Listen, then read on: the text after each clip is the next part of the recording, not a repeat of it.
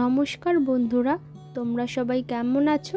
আজকে আমি তোমাদের সাথে একটা স্ন্যাক্স রেসিপি শেয়ার করব। আজকের রেসিপি আমার সাবুর চপ। কাপ সাবুদানা ও দুটো আলু দিয়ে তোমরা কিভাবে একটা সুন্দর স্ন্যাক্স রেসিপি তৈরি করতে পারবে, আজকে তোমাদের সাথে সেটাই শেয়ার করব। ভিডিওটি কোনো রকম স্কিপ না করে প্রথম থেকে শেষ অবধি আমার সঙ্গে থেকো। প্রথমেই লাগছে আমাদের দুটো সিদ্ধ আলু। এটা আমি প্রেসার কুকারে 5 থেকে 6টা সিটি দিয়ে সিদ্ধ করে নিয়েছি। নিয়েছি 1 কাপ সাবুদানা। এই সাবুদানাটা আমি 15 থেকে 20 মিনিটের জন্য ভিজিয়ে রেখেছিলাম। ভিজিয়ে জল ঝরিয়ে নিয়েছি। এখানে আমি ছোট সাবুদানা ব্যবহার করছি। লাগছে কর্নফ্লাওয়ার। এখানে আমি 2 চামচ পরিমাণ কর্নফ্লাওয়ার নিয়েছি। লাগছে আমাদের পেঁয়াজ কুচি। এর জন্য আমি একটা বড় সাইজের পেঁয়াজ কুচিয়ে রেখেছি। 10টা রসুনের কোয়া, সেটাও কুচি করে নিয়েছি। এরপর লাগছে আমাদের ক্যাপসিকাম কুচি, লঙ্কা কুচি। তো তোমরা চাইলে ঝালের জন্য লঙ্কার গুঁড়োও ব্যবহার করতে পারো। 7টা পুদিনা পাতা, সেটাও কুচিয়ে নিয়েছি। এরপর লাগছে আমাদের 1/2 চামচ পরিমাণ হলুদ গুঁড়ো, 1 চামচ পরিমাণ জিরে গুঁড়ো, 1 চামচ পরিমাণ ধনে গুঁড়ো আর 1 চামচ পরিমাণ কাশ্মীরি লঙ্কার গুঁড়ো।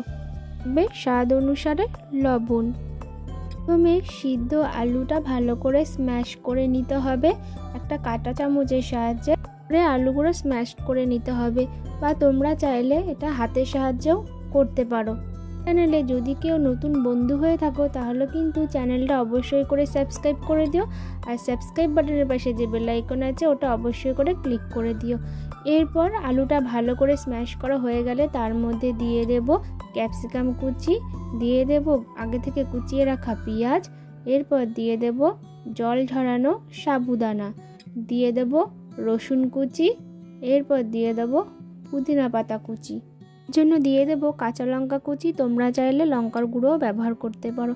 এরপর দিয়ে দেব 1/2 চামচ পরিমাণ হলুদ গুঁড়ো, 1 চামচ পরিমাণ জিরে গুঁড়ো, 1 চামচ পরিমাণ ধনে গুঁড়ো আর 1 চামচ পরিমাণ কাশ্মীরি লঙ্কা গুঁড়ো। দিয়ে দেব স্বাদ অনুসারে লবণ, দিয়ে ভালো করে এটা মেখে নেব। তোমরা চাইলে এই সময় গোলমরিচের গুঁড়ো আর গরম মশলা গুঁড়ো ব্যবহার করতে পারো। কিছু ভালো করে মেখে নেওয়ার পর দিয়ে দেব 2 চামচ পরিমাণ কর্নফ্লাওয়ার, দিয়ে আবারও ভালো করে সব কিছু মেখে নেব। তোমরা চাইলে কর্নফ্লাওয়ারের বদলে বেসনও ব্যবহার করতে পারো। পর একটা কড়াইতে বেশ কিছুটা পরিমাণ সাদা তেল গরম করে নেব। তেল ভালো করে গরম হয়ে যাওয়ার পর একে একে সাবুর চপগুলো ভেজে নেব। বাড়িতে তো অনেক রকমেরই চপ বানানো হয়, একবার অন্তত এই রকম সাবুর চপ বানিয়ে দেখো, সত্যিই খেতে অসাধারণ হয়। বানাতেও খুব একটা সময় লাগে না। খুব অল্প সময়ের মধ্যে তোমরা এরকম একটা সুস্বাদু স্ন্যাক্স বাড়িতেই তৈরি করে নিতে পারবে। তো একটা দিক হয়ে যাওয়ার পর আমি অপর সাইডটাও একে একে উল্টে নেব। সবগুলো এপিট ওপিট গোল্ডেন ব্রাউন করে ভেজে নেব। তো দেখো, দুটো সাইডে কিন্তু গোল্ডেন ব্রাউন করে ভাজা হয়ে গেছে। এরপর একে একে চপগুলো তুলে নেব। আমার চ্যানেলে রেসিপি ভিডিওগুলো তোমাদের কেমন লাগে অবশ্যই কিন্তু কমেন্ট করে জানাতে ভুলো না। যদি কোনো রিকোয়েস্ট রান্নার ভিডিও থাকে তাহলে কিন্তু অবশ্যই করে কমেন্ট করে জানাও, তাহলে আমি তোমাদের সেই রেসিপিগুলো করে দেখাবো। আর বাকি চপগুলোও একই রকম পদ্ধতিতে গোল্ডেন ব্রাউন করে ভেজে নেব। গুলো ভাজার সময় গ্যাসের ফ্লেমটা মিডিয়ামে করে রাখবে। হাই করে রাখলে চপগুলো কিন্তু পুড়ে যেতে পারে। গুলো ভাজা হওয়ার পর একে একে সব তুলে নেব। গুলো ভাজা হয়ে যাওয়ার পর উপর থেকে কিছুটা চাট মশলা ছড়িয়ে দিয়ে সসের সাথে পরিবেশন করো গরম গরম সাবুর চপ।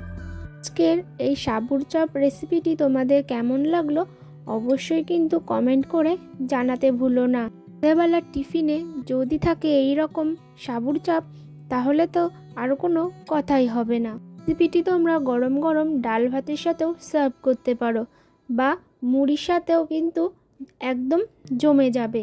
ভিডিওটি ভালো লাগলে লাইক শেয়ার সাবস্ক্রাইব করতে ভুলো না। তো আজকের মতো বিদায় বন্ধুরা, আবারও দেখা হবে নতুন কোনো রেসিপির সাথে।